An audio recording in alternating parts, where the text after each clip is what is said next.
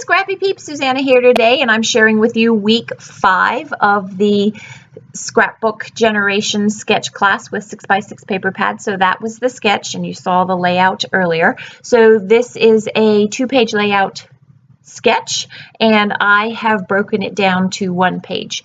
So in the sketch there are 19 photos. There are 16 that go around the border of 3 6x6 squares in the center. I have that many photos of this event, but I do not want to use that many. But I want to get this event scrapped ASAP because I want to have the raw, fresh journaling as soon as I can. And I think the longer I procrastinate on this, the harder it's going to be for me. I will talk about that a little bit in a minute. And so what I've done is I've printed up 9 photos and I've cut them down to squares. And then in the other 3x3 photo spaces, 3 of the 3x3 photo spaces, I am using journal cards. So the cut aparts from this collection by PhotoPlay, and the collection is called Thank You. So this is from a scrap room kit. I arranged the photos so that as best I could, everybody was facing in. I also tried to alternate photos between the cat and then us as groups and then us as individuals.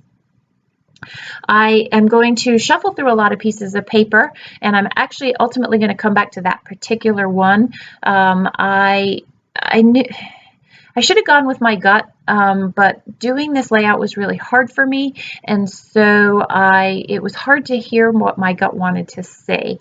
I really liked that, and I really had the idea that I was going to use vellum over whatever piece of pattern paper that I used to soften the pattern, but I end up not doing that. I thought I was going to use this because I liked the way that it was dark and that it sort of pulled everything together. But what I didn't like about it, and the reason I'm going to change my mind, is that I really wanted more color. I like to have a piece of patterned paper that has that unifying color, and that's why I was really drawn to that stripe there.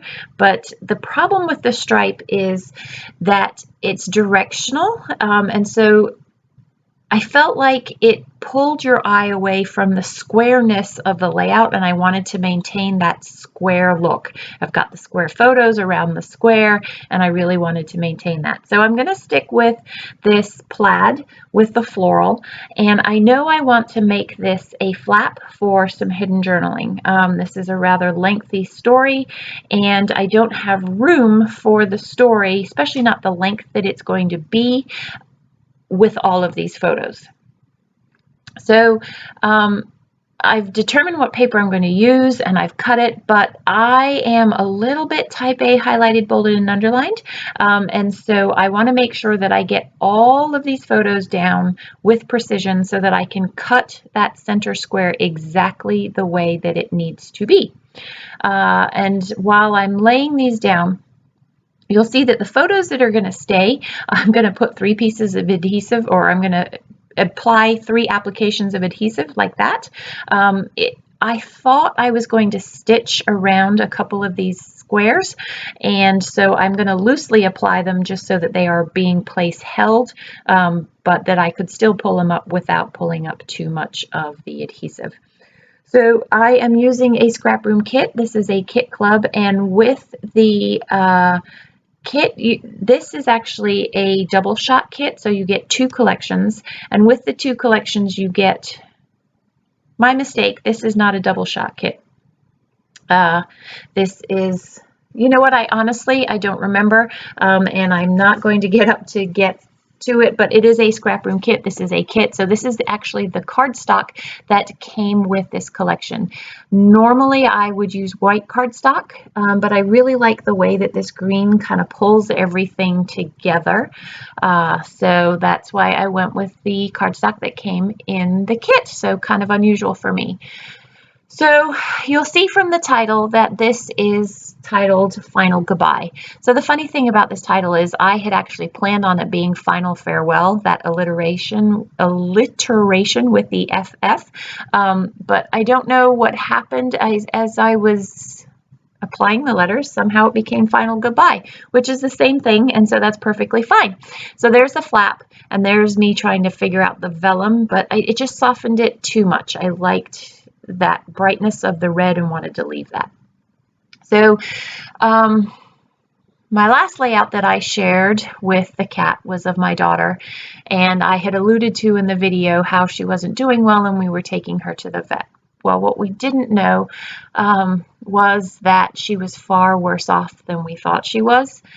We thought we were going to bring her home, give her some medicine, and she was going to be okay. But she was in acute kidney failure, and our 10-pound cat now weighed, I think she was 6 pounds. She wasn't eating. And so we had to make a tough decision, and we brought her home so that she could spend the night with us. And so this is the afternoon of and the following day. So we didn't take her in until 4, and so we spoiled her rotten and gave her tuna fish and salmon from sushi, and she likes to drink out of cups. We used to always have to empty cups and put them away in the sink, and so that's why there's the photo of her with the cup, because she didn't drink much, but when she did want to, she loved drinking out of a cup. So we left cups supervised for her to stick her head in. And so these are the pictures of our last day with her. So while I was explaining all of that, I put that tag down the bottom there, and it says love, but it's upside down, using it where I want to use it as a handle to lift that flap. I tried that yellow strip. I wanted something down the bottom, but the problem with the yellow strip, I liked the yellow, but again, it broke up that square, and I wanted to leave the visual integrity of the square whole, which I was going to lose if I put that yellow strip at the bottom there. So I'm looking now for words to put on top of that love, which will be upside down. And I've found this sticker that says, I think it says forever family. I can't, love forever. And I could have used the love, but it was not going to cover all of it without the underside, the upside down word being exposed. So I went with forever because she will forever be part of our hearts and forever be part of our forever family.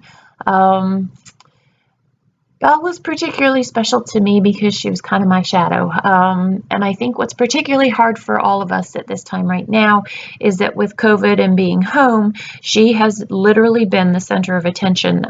She would follow us around, and she would sit on our laps and keep our legs warm while we watched TV, and she would meow for her dinner, and she was a very vocal cat. So I think that's what makes this particularly hard, is literally for 3 months we have all been home together, and she has very much been an integral part of that. Not that she wasn't before, but there's something about quarantine and staying at home that just makes it that much harder for us. So I did find some yellow baker's twine, and I'm going to use that for that splash of yellow to pull in the yellow color that's also in this collection and not ruin the integrity of the square. You see that yellow, but it still allows the unity of the square to be there. I'm just putting a little bit of liquid adhesive because I don't want this to slide off. When it's in the page protector, it can slide downhill, and I don't want that to happen. So I am using some Thermo Web double-sided tape, which is I like it because it rips very well, not because it's T-E-R-R-I-B-L-E.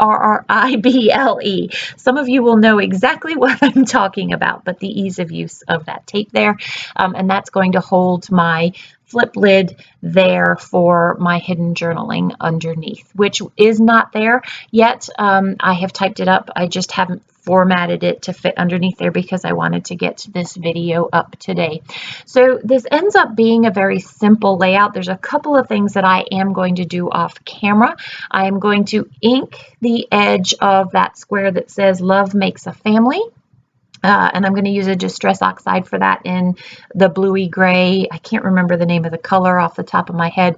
And then I'm going to use that same Distress Oxide around the title block, and you'll see that in a second. I am also underneath that blue square that says Family Memories. I'm going to use some Evilicious, that lovely, really pale sage letter stickers and put Belle there. You see where my finger pointed? I thought that I would put a label or something there, but I couldn't find anything, and I really wanted the emphasis to be on these photos, really, and then the journaling underneath. So now I'm working on the title, and I was hoping you were going to be able to see these letters directly on the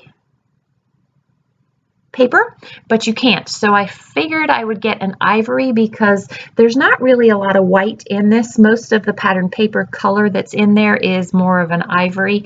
And so I pulled two and I went with this one. I can't quite remember why. I think it was slightly more white.